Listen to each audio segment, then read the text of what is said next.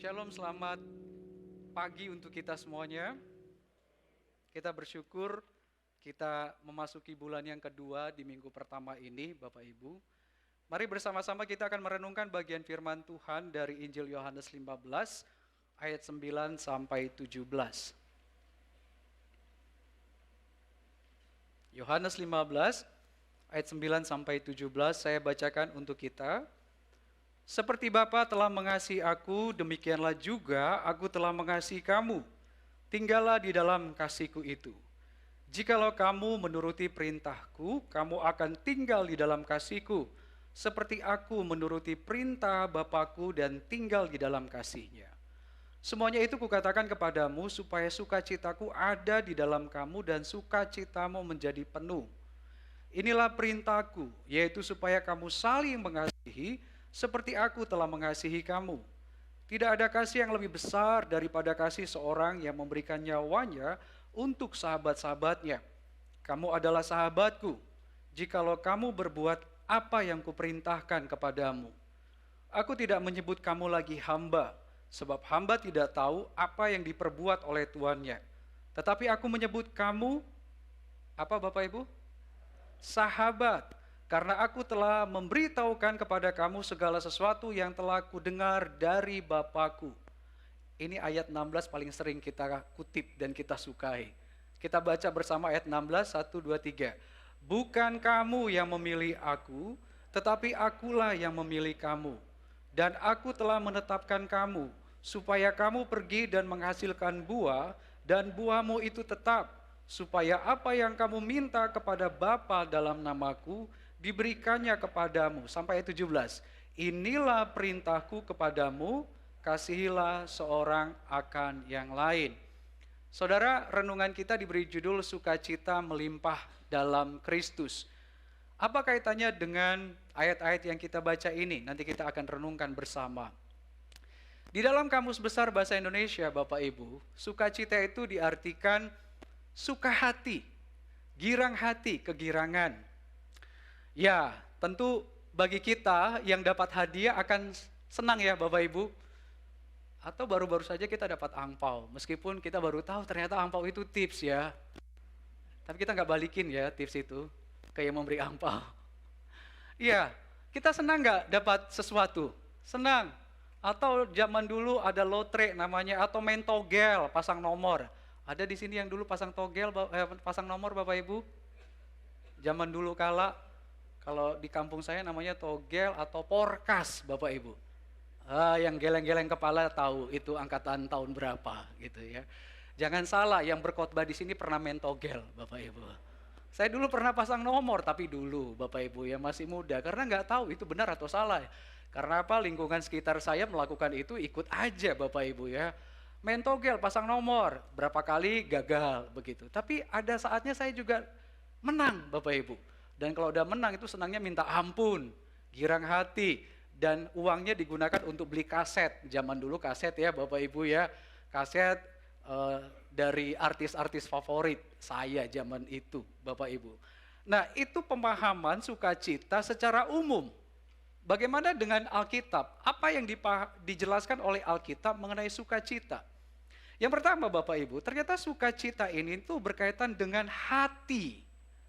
Begitu ya, jadi berkaitan dari dalam, dari innernya dulu, dari dalamnya dulu, hati Bapak Ibu. Nah, kata sukacita ini dari bahasa Yunaninya kara, ini bukan santan kara Bapak Ibu. Kara dari kata dasarnya kairo, begitu ya. Kara ini tuh merujuk kepada sikap hati yang baik, hati yang ingin memberikan kasih karunia, hati yang condong untuk menolong orang lain supaya orang lain itu hidup dalam hal yang benar, hal yang baik Bapak Ibu. Jadi kecenderungannya itu hatinya ingin supaya orang lain itu hidupnya benar, baik adanya. Kalau kita memahami arti seperti ini, kita langsung mengingat kepada hati siapa? Hati Allah kita bukan? Tidak ada hati manusia yang sudah jatuh dalam dosa punya hati yang seperti ini. Kita yang sudah jatuh dalam dosa, hatinya hati yang picik, licik, sinis, sadis. Is semuanya Bapak Ibu ya. Amis. Hatinya jahat sekali. Adakah di hati kita rindu untuk orang lain hidup benar, hidup baik, hidup dekat sama Tuhan? Jujur waktu kita jatuh dalam dosa, enggak ada. Hati kita hanya peduli pada diri kita sendiri, kesenangan kita. Orang lain mau masuk jurang, mau masuk neraka, terserah. Itu urusannya masing-masing, bukan urusan kita. Tapi sukacita yang adalah karakter Allah atau bagian dari buah roh, ingat buah roh itu Galatia 5, kasih, sukacita, damai sejahtera. Sukacita itu berbicara hati yang rindu supaya orang lain itu condong kepada kebenaran, kebaikan. Dan itu hatinya Allah. Nah, hati itu Bapak Ibu tidak hanya rindu orang lain hidupnya baik dan benar. Tetapi itu dipraktikkan atau diaplikasikan Bapak Ibu dalam perbuatan nyata. Makanya tidak heran ketika Yesus berkata sukacitaku, itu bicara apa? Hatiku rindu supaya kamu hidupnya baik, hidupmu itu berjalan dalam kebenaran, kamu jadi tahu mengasihi, ya. Bagaimana caranya? Maka Allah itu bertindak lewat inkarnasi Yesus Kristus. Dia turun dari surga mengambil rupa menjadi sama seperti kita manusia. Dia lahir, dia menderita, dia mati, dia bangkit, dia naik, dia mencurahkan rohnya yang kudus. Dia memberikan Alkitab untuk kita jadi mengerti hati Allah, sukacita Allah itu bagi kita Bapak Ibu. Jadi sukacita itu, sukacita kita belajar pertama sukacita karakter Allah ya Bapak Ibu. Hati Allah yang baik, hati Allah yang rindu supaya manusia itu kembali kepada kebenaran. Dan itu enggak hanya dirindukan Allah tapi diwujud nyatakan lewat kedatangannya. Perbuatan yang ajaib itu Bapak Ibu. Sampai mati di salib namun dia bangkit. Dan dia curahkan rohnya kepada kita. Itulah sukacita dalam Alkitab. Jadi sukacita selalu berkaitan dari dalam hati yang mengasihi dan diwujud nyatakan lewat perbuatan yang mengasihi. Bisa memahami arti sukacita Bapak Ibu? Hatinya baik, rindu orang lain berubah, hidup dalam kebenaran, dan itu diwujud nyatakan lewat tindakan dan perbuatan. Ya, itu arti sukacita yang diajarkan dalam Alkitab.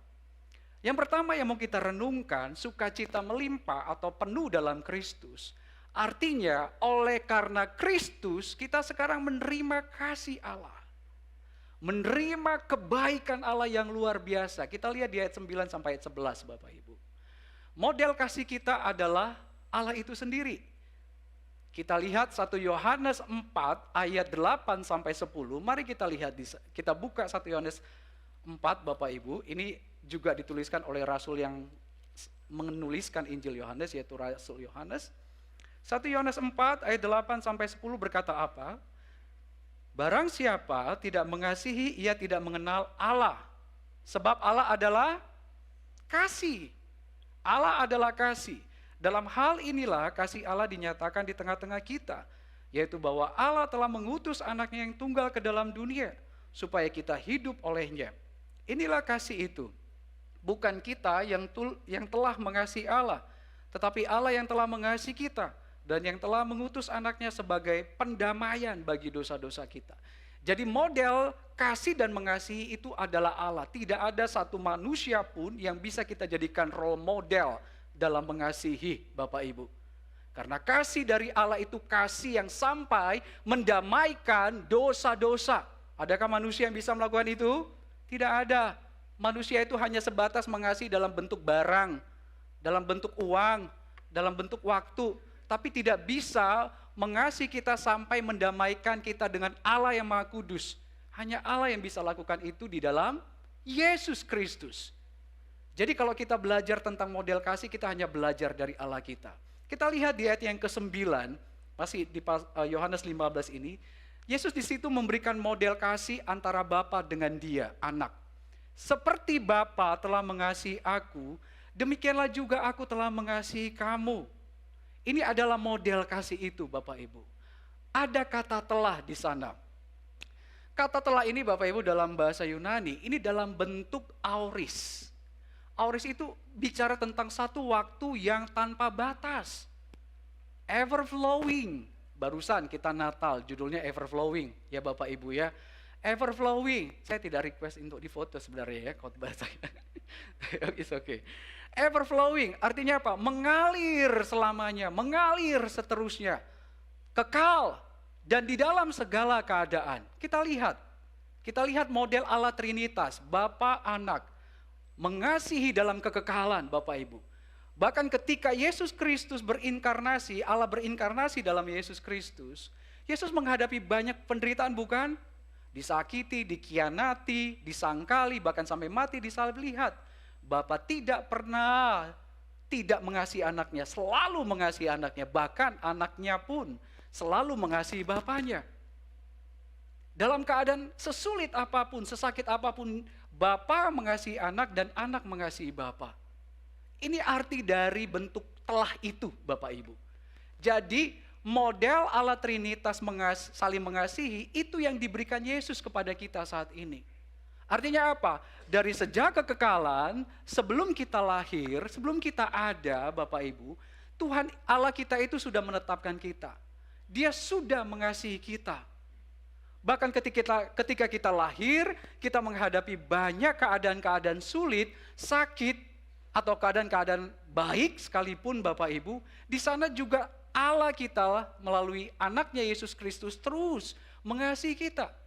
Coba kita renungkan dalam hidup kita saat ini. Kasih Allah di dalam Yesus. Luar biasa bukan? Anda dan saya pasti pernah mengalami yang namanya saat-saat sulit, saat-saat sakit. Saat-saat yang paling menegangkan dan mengerikan dalam hidup kita Bapak Ibu. Pernahkah kita merasakan Tuhan Yesus tidak mengasihi kita? Kecuali kalau hati kita keras dan membatu Bapak Ibu. Tapi kalau hati kita lembut kita akan katakan tidak. Dia selalu mengasihiku. Kasihnya masuk di dalam saat-saat aku paling sulit, paling sakit, paling mengerikan sekalipun. Bahkan saat-saat aku dikhianati sekalipun. Kasihnya dapat kurasakan. Itu artinya apa? Kita mengalami model kasih Allah Trinitas itu Bapak Ibu. Dari sejak kekekalan, saat ini, keadaan apapun, sampai nanti kita masuk ke dalam kekekalan, kita terus dikasihi Tuhan. Analoginya sederhana, bagi kita yang sudah punya anak Bapak Ibu. Pernahkah kita berkata kepada anak kita ketika dia melakukan kesalahan, kegagalan, kita bilang, kamu tidak lagi anakku, aku buang kamu. Kamu bukan anakku. Pasti kita akan selalu katakan, aku, ayahmu, ibumu selalu mengasihimu, apapun keadaanmu nak. Engkau buruk, engkau gagal, engkau jatuh, cintaku tidak habis-habisnya untukmu. Cintaku yang tulus untukmu anakku. Bahkan ketika engkau gagal, kasihku yang tulus itu mendisiplinkanmu. Mendidikmu, menegurmu supaya engkau tahu itu salah dan engkau tahu mana yang benar yang harus kau lakukan. Itulah kasih yang sebenarnya bukan? Kasih yang sampai mendidik anak kita. Seperti itulah kasih yang kita terima di dalam Yesus Kristus. Yesus menyampaikan ini kepada para murid. Kenapa Bapak Ibu? Para murid itu kondisinya mereka orang-orang yang terbuang. Mereka bukan orang terpandang. Tidak ada satu orang pun, kecuali keluarga inti mereka masing-masing, di luar mereka yang mau mengasihi mereka.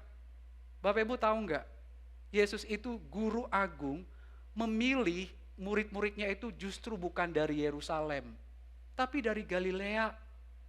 Dari tempat di mana orang-orang Yerusalem menganggap Galilea atau Israel Utara itu orang-orang yang tidak terpelajar. Orang-orang yang terbuang Bapak Ibu. Tapi guru agung dari surga datang, ngambilnya dari tempat yang dianggap tidak terpandang Bapak Ibu. Gamaliel, Hillel, itu tuh guru-guru besarnya orang Yahudi, itu cari muridnya itu dari orang-orang terpandang. Orang-orang yang pintar Bapak Ibu. Orang-orang yang sudah terlihat bibit bebet bobotnya Bapak Ibu. Yang sudah teruji kepintarannya. Yesus justru ngambil murid, bibit bebet bobot, kepintarannya yang di bawah rata-rata mungkin ya. Enggak juga, murid Tuhan ada juga yang pintar. Salah satunya Matius yang bisa nulis. Injil Yohanes juga dituliskan oleh rasul yang luar biasa. Tapi secara umum Pandangan dunia pada waktu itu melihat para murid, ini orang-orang yang gak layak untuk dikasihi. Kasih manusia pada waktu itu bersyarat Bapak Ibu. Melihat dari strata pendidikan, strata sosial dan ekonomi. Hampir samalah dengan manusia zaman sekarang. Mudah mengasihi orang kalau pintar. Mudah mengasihi orang, menerima orang kalau dia punya sesuatu dan menguntungkan bagi kita.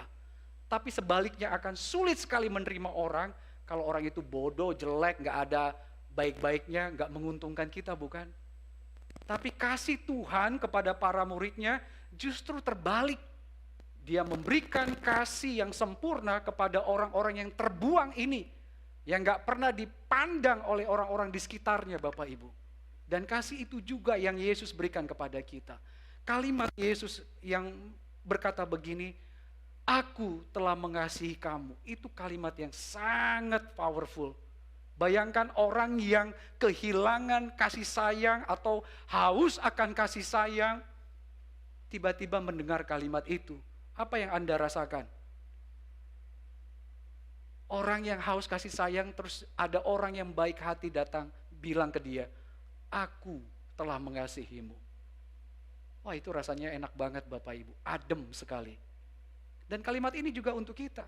Tuhan mengasihi kita bukan karena apa yang ada pada kita, tetapi apa yang ada pada Allah, yaitu kasih-Nya yang tanpa syarat, kasih-Nya yang kekal, kasih-Nya yang mampu menembus segala keadaan hidup kita. Bapak Ibu, kemudian Yesus mengajak para murid, tinggallah di dalam kasih-Ku. Artinya apa? Para murid tidak akan bisa mengasihi orang lain kalau mereka tidak mengalami kasih Tuhan terlebih dahulu.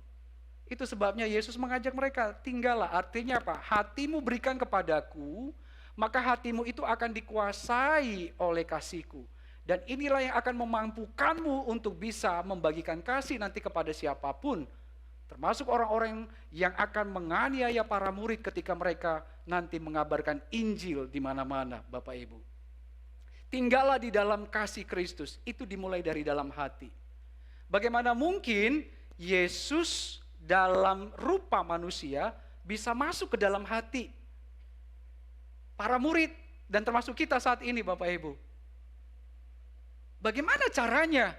Hati kita yang keras, hati para murid yang juga mungkin keras, hati kita yang sudah dingin sekali, bisa disentuh dan mengalami hati Kristus. Bagaimana caranya?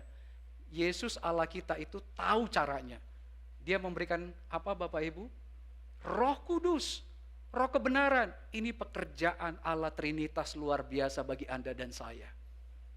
Untuk mengasihi saja Allah Trinitas itu bekerja atas kita Bapak Ibu. Jadi Anda dan saya, para murid itu bisa berubah hatinya dari keras, dari yang dingin, jadi hati yang lembut. Itu karena pekerjaan Roh Kudus. Dan ternyata Yesus memintakan Roh Kudus kepada Bapa. Kita lihat Yohanes 14. Jadi Bapak Ibu kalau baca Yohanes 15 jangan lupa Yohanes 14, jangan lupa juga nanti Yohanes 16. Karena di sana ada penekanan terhadap Roh Kudus. Jadi kalau mengasihi tanpa Roh Kudus itu kasih palsu Bapak Ibu. Apa yang dikatakan Yesus dalam Yohanes 14? Jikalau kamu mengasihi aku, kamu akan menuruti segala perintahku. Aku akan minta kepada Bapa dan Ia akan memberikan kepadamu seorang penolong yang lain. Supaya Ia menyertai kamu selama-lamanya, yaitu Roh kebenaran. Roh kebenaran, Roh penolong, Roh kasih, ini Roh Tuhan, Roh Kudus Bapak Ibu. Apa maksud Yesus di ayatnya yang ke-14, ayat 15 dengan ayat 16 sampai 17 itu Bapak Ibu? Bagaimana mungkin kita bisa menuruti perintah Tuhan untuk mengasihi sesama kita? Yang ada di hati kita ini penuh dengan kebencian, iri, dengki, amarah ya Bapak Ibu ya. Mengingat-ingat kesalahan orang, ingat-ingat tetangga kita yang kemarin lempar kotoran mungkin ke rumah kita. Ya rasanya itu pengen balas bukan? Bagaimana mungkin kita bisa mengasihi orang-orang yang demikian? Hanya Roh Kudus yang bisa lakukan. Dan Yesus naik ke surga, Roh Kudus dicurahkan. Roh Kudus berdiam di dalam kita, menyentuh hati Anda dan saya, menyentuh hati para murid. Yang keras, yang dingin, menjadi lembut, menjadi hangat. Akhirnya kita bisa mengasihi siapapun, termasuk pertama-tama mengasihi Allah kita, Bapak Ibu. Saudara yang dikasihi Tuhan, Yesus katakan di ayat yang ke-11, Sukacitaku ada di dalam kamu dan sukacitamu menjadi penuh. Tadi kita sudah nyanyikan bagian ini. Apa maksudnya sukacita penuh? Sukacita penuh itu atau sukacita lengkap, sukacita sempurna itu berbicara kalau kita sekarang menerima kasih Yesus di dalam hati kita melalui pekerjaan Roh Kudus, kita menerima kasih yang mengampuni, kasih yang menyelamatkan, kasih yang memperbarui hidup kita, kasih yang membenarkan kita. Dan kasih itu tidak hanya untuk diri kita. Sukacita itu juga menjadi penuh ketika kita membagikan kasih yang sudah kita terima itu kepada yang lain. Itu artinya sukacita penuh. Seperti yang tadi saya jelaskan, sukacita Allah itu tidak hanya hatinya tapi perbuatannya. Ini yang Tuhan Yesus berikan di dalam diri kita para muridnya. Bukan hanya hati kita saja yang diberikan kasih, tapi kita nggak mau berbuat atau membagikan kasih itu kepada orang lain. Bukan, itu sukacita yang setengah Bapak Ibu, bukan yang penuh. Yang penuh itu dari diri kita, oke Tuhan aku mengalami kasih-Mu yang sanggup mengampuniku, yang sanggup mengubahkanku. Dan Tuhan melalui Roh-Nya yang kudus menggerakkan kita untuk membagikan kasih itu kepada yang lain. Itulah artinya sukacita penuh. Jadi sukacita kita Bapak Ibu bukan karena kita dapat hadiah, angpau, dapat apa Bapak Ibu, dapat lotre. Nggak ada lagi lotre ya zaman sekarang ya. Dapat door prize, dapat hal-hal yang sifatnya materi, lahiriah di dunia ini. Bukan, itu bukan sukacita penuh, itu sukacita palsu Bapak Ibu. Sukacita penuh itu adalah pekerjaan Allah Trinitas yang menaruh hati Yesus di hati kita sekarang. Hati yang menikmati kasih Allah, mengagungkan kasih Allah, bahkan sampai membagikan kasih Allah itu. Itulah sukacita penuh. Nah itu yang diberikan Kristus kepada kita. Saya kutip Thomas Brooks. Thomas Brooks bilang begini, ini Bapak tokoh Puritan Bapak Ibu. Seorang hamba Tuhan Puritan, abad 17. Thomas Brooks bilang begini, Anda bisa membacanya dengan jelas di layar ya. Intinya begini, kalau ada seseorang yang dikenai hukuman mati, Bapak Ibu Saudara, hukuman mati, mengerikan bukan? Jangankan hukuman mati, seumur hidup aja udah mengerikan. Setahun, 2 tahun, 8 tahun aja udah mengerikan. Ini hukuman mati Bapak Ibu. Tiba-tiba ada seseorang datang kepada dia dan bilang, kamu punya kerabat, kamu punya sahabat yang mau memberimu kekayaan. Harta warisannya mau dikasih ke kamu. Ini untukmu loh, semuanya dikasih ke kamu. Menurut Anda orang yang kena hukuman mati itu senang atau tidak? Bersukacita enggak? Yes, aku dapat harta warisan dari rekanku. Senang enggak dia? Enggak senang Bapak Ibu, enggak cocok dengan keadaannya. Tapi tiba-tiba ada orang lain datang, membawa sepucuk surat yang bersegel dari pihak yang berotoritas atau berwenang, mengatakan, kamu dibebaskan. Hukuman matimu ini tidak lagi berlaku. Kamu sekarang bebas. Menurut Anda dia sukacita enggak? Sukacitanya luar biasa.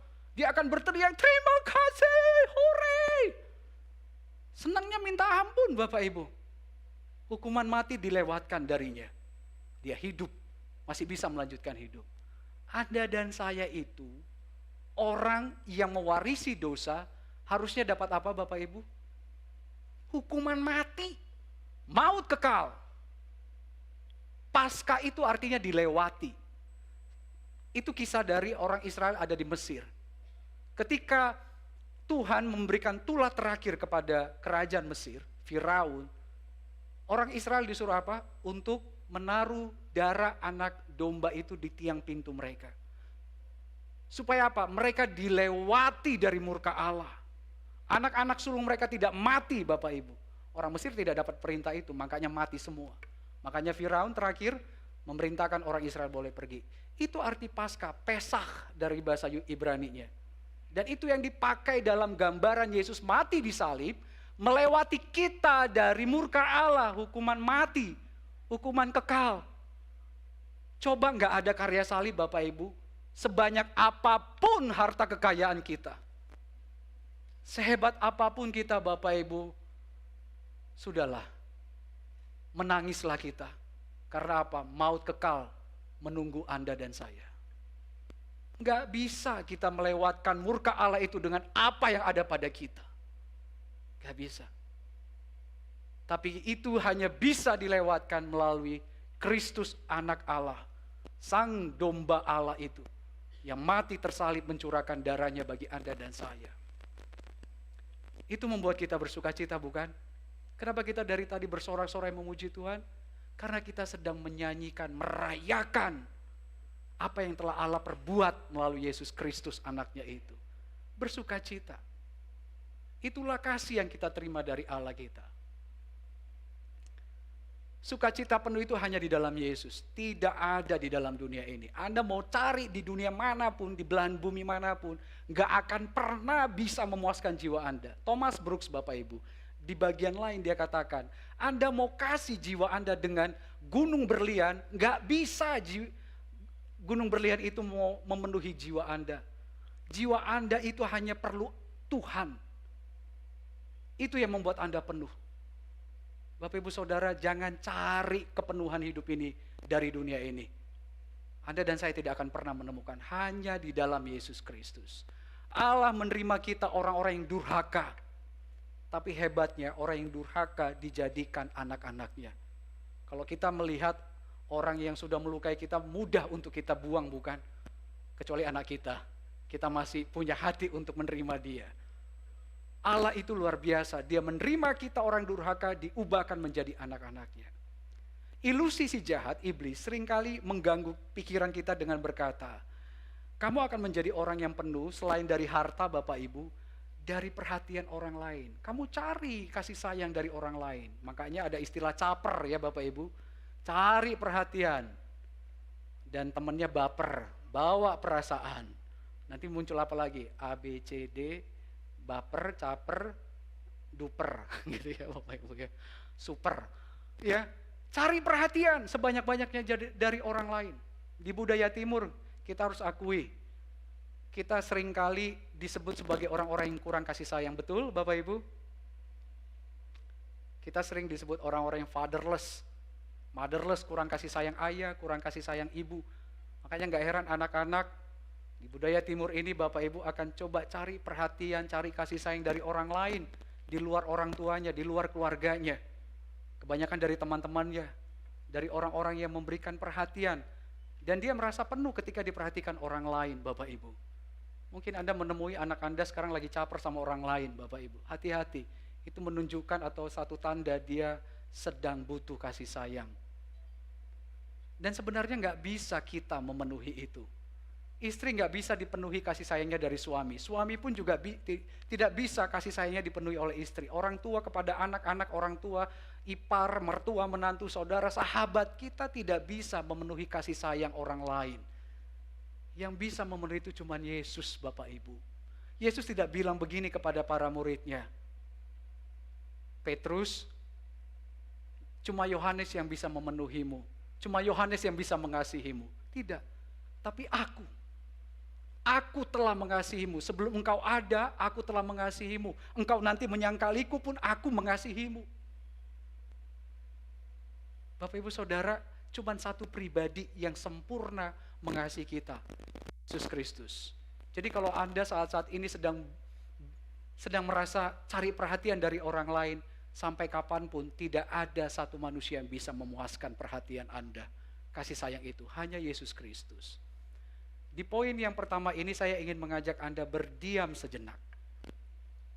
Apakah saat ini Anda merasa tidak seorang pun mengasihi Anda, tidak seorang pun mengerti Anda? Mungkin orang-orang di sekitar Anda menolak Anda, mengabaikan Anda, tidak peduli kepada Anda.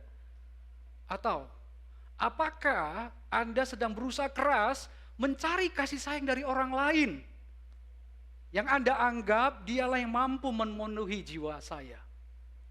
Anda mengabaikan Tuhan, Anda mengabaikan kasih sayang Tuhan. Dan Anda terus berjuang cari kasih sayang dari si A, si B, si C, si D. Dan kita terus menuntut orang lain mengasihi kita. Apakah saat ini itu yang Anda rasakan? Coba lihat pada diri kita masing-masing. Kalau itu yang terjadi Bapak Ibu, kembalilah kepada apa yang Yesus katakan. Aku telah mengasihi engkau. Itu sangat cukup. Itu kata Tuhan kita. Aku telah mengasihi engkau. Siapapun Anda dan saya. Anda yang kehausan kasih sayang, jangan cari dari manusia. Kembali pada firman Tuhan ini. Anda akan menjadi penuh. Percayalah, Anda akan bersuka cita. Karena apa? Orang yang mengasihi Anda itu sudah memberikan nyawanya bagi Anda dan saya. Di bagian yang kedua, Bapak Ibu, sukacita kita melimpah atau penuh dalam Kristus. Selain kita sudah menerima kasih-Nya, kita bagikan kasih-Nya. Kita belajar dari model Allah kita, bukan? Dia tidak hanya sukacita karena dia punya hati yang baik, hati yang mengasihi, rindu orang lain kembali kepada kasih dan kebenaran. Tapi dia juga berbuat, bagikan kasih itu. Demikian juga kepada kita saat ini. Kalau kita murid Kristus, sukacita kita penuh bukan hanya untuk diri kita, tapi ketika kita juga membagikan kasih. Kita lihat di ayat 12-17. Mengapa kita harus membagikan kasih? Alasannya setidaknya kalau lihat dari ayat-ayat ini Bapak Ibu, karena kita menyerupai guru agung kita. Kita menyerupai sahabat terbaik kita, Yesus Kristus. Ayat 12 dikatakan, inilah perintahku yaitu supaya kamu saling mengasihi seperti aku, serupa aku telah mengasihi kamu. Jadi ketika kita bisa mengasihi orang lain, entah itu orang tua, saudara kita, sahabat, bahkan sampai mungkin musuh kita, orang yang sering kali menyakiti hati kita, itu karena kita sekarang menaati perintah sahabat kita, Tuhan kita itu Bapak Ibu, dan kita serupa dengan Dia. Karena kita sudah menerima pengorbanan sahabat terbaik kita, Yesus Kristus yang memberikan nyawanya bagi kita, maka sekarang kita dimampukan untuk bisa serupa dengan Dia, membagikan kasih. Kita berkorban bagi orang lain. Mungkin kita tidak berkorban nyawa, tapi berkorban waktu. Mendengarkan orang-orang yang sedang berkeluh kesah. Mungkin juga mendengarkan orang yang pernah menyakiti, membenci kita. Kita dekati dia, bangun hubungan dengan dia. Ternyata dia punya pergumulan yang selama ini kita tidak ketahui. Dan kita jadi tahu. Kita berikan waktu untuk berdoa. Kita berikan lutut kita untuk membawa orang-orang ini datang kepada Tuhan. Kita berikan juga mungkin sesuatu yang diperlukan mereka, Bapak Ibu. Ya. Itu artinya kita sedang menyerupai sahabat kita. Dan yang kedua, kenapa kita harus membagikan kasih? Karena kita sudah diberikan identitas sejati. Identitas yang benar oleh sahabat terbaik kita, Yesus Kristus. Coba kita perhatikan Bapak Ibu. Di ayat 15-16. Yesus bilang apa? Kita baca sama-sama ya, ayat 15, 1, 2, 3. Aku tidak menyebut kamu lagi hamba, sebab hamba tidak tahu apa yang diperbuat oleh tuannya, tetapi aku menyebut kamu sahabat, Bapak Ibu. Identitas kita di dalam ayat ini udah berubah, bukan lagi budak. Ini bukan sekedar hamba Bapak Ibu, tapi budak. Budak itu gak akan pernah dapat rahasia majikannya, tuannya. Mana ada di zaman dulu dalam kerajaan-kerajaan budak itu tahu rahasia kerajaan dari tuannya atau majikannya Bapak Ibu. Kita udah naik level. Di dalam Kristus kita jadi sahabat. Yesus anak Allah, dia tahu apa rahasia kerajaan Allah, dia dengar dari Bapa dan dia bisikan ke kita. Apa rahasianya Bapak Ibu? Rahasia kerajaan Allah dalam nas ini, yaitu apa? Kamu akan menjadi penuh kalau kamu tinggal di dalam kasih-Ku. Itu rahasianya. Kamu gak akan pernah penuh, kamu cari manusia manapun yang mengasihimu, gak akan ada yang bisa mengasihimu sempurna. Kamu mau cari kenyamanan dalam jiwamu dengan harta bendamu, gak akan bisa memenuhimu. Rahasia dari kerajaan Allah cuman tinggal di dalamku, itu rahasianya. Dan itu dibisikkan oleh Yesus kepada kita, sahabat-sahabatnya saat ini. Saya gak tahu Anda bersuka cita atau tidak Bapak Ibu. Atau Anda menganggap, biasa saja. Tentu kita harusnya bersuka cita. Kita diberi identitas yang udah berbeda sekarang. Sahabat. Yang kedua Bapak Ibu, kita diberi identitas apa? Orang pilihan. Ayat 16, ini ayat yang sering kali kita kutip bukan? Bukan kamu yang memilih aku, tapi aku yang memilih kamu. Bapak Ibu boleh kutip ayat, tapi jangan salah. Jangan salah tafsir ya, maksud saya. Seringkali ini kita kutip tapi kita nggak mengerti maknanya apa. Kita dipilih untuk menghasilkan buah. Buahnya itu apa? Mengasihi. Kita senang kali bilang, kita kaum pilihan Allah. Umat pilihan Allah, tapi masih dengki kiri kanan. Masih benci muka belakang. masih dendam, kesumat, masih ingat-ingat kesalahan si A, si B, si C. Bapak Ibu. Tapi kita nyanyi, umat pilihan Allah. Yeah. Ayatnya apa? Yohanes 15:16. Kita nggak tahu konteksnya. Ayat itu diberikan oleh Tuhan, diajarkan oleh Tuhan kepada para murid termasuk kita. Kita dipilih oleh Tuhan menjadi umat pilihannya untuk menghasilkan buah. Yaitu apa? Membagikan kasih. Selain itu apa Bapak Ibu? Selain kita umat pilihan Allah, kita ditetapkan juga untuk membagikan kasih, menghasilkan buah. Inilah identitas kita yang sejati, yang benar, yang Yesus berikan kepada kita. Jadi kenapa kita mengasihi Bapak Ibu?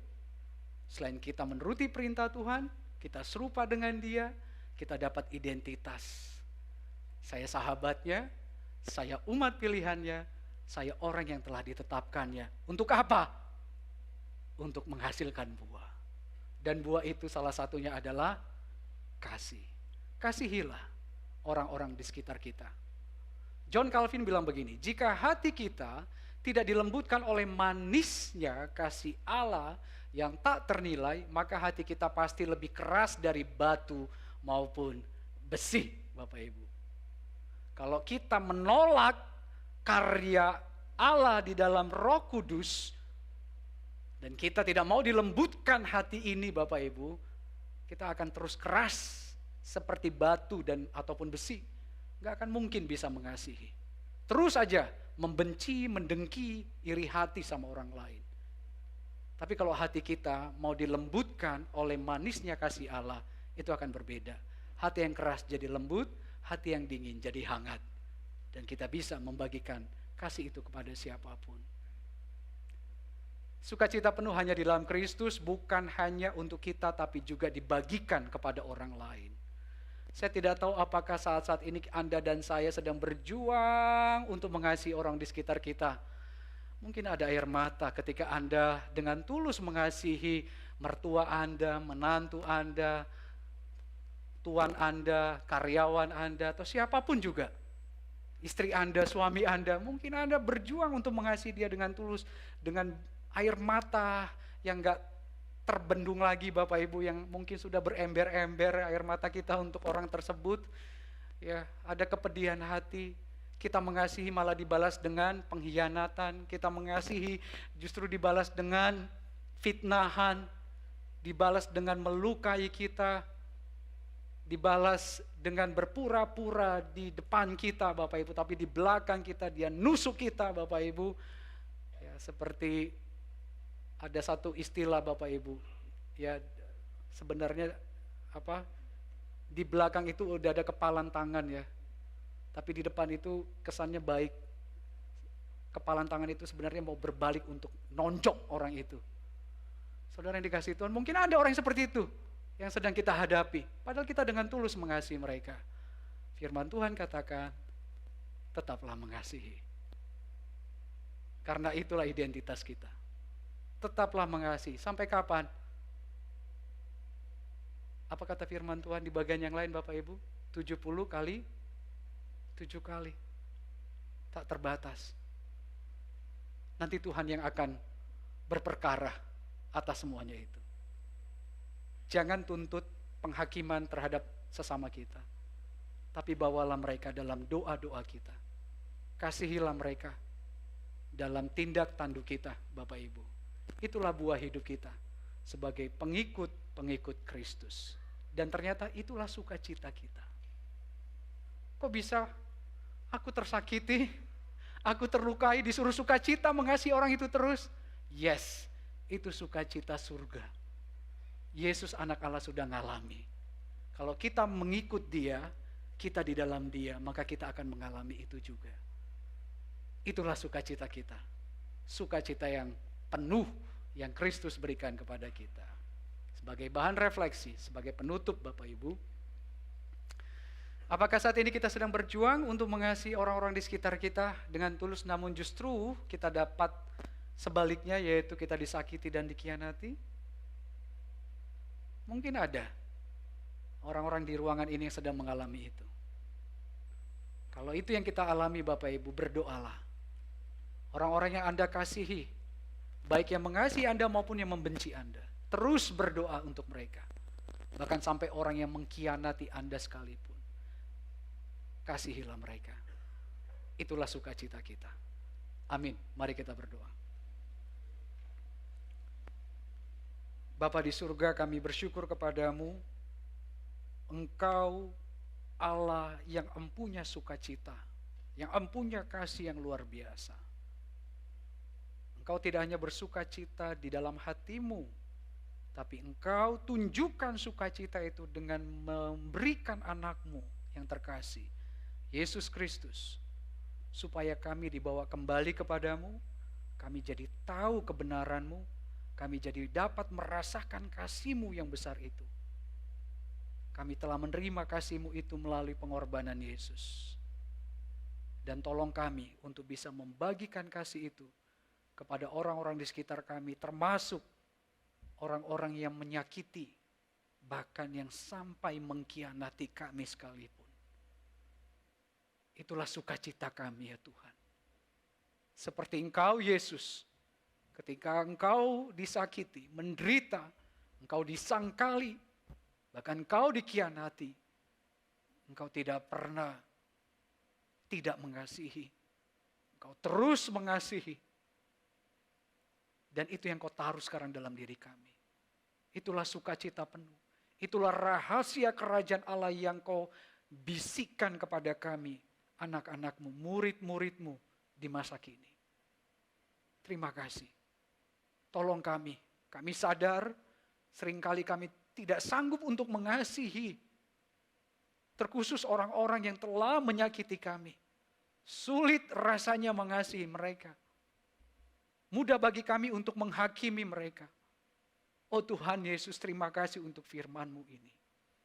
Kau mengingatkan kami, sukacita penuh itu sampai bisa mengasihi orang-orang yang menyakiti kami sekalipun.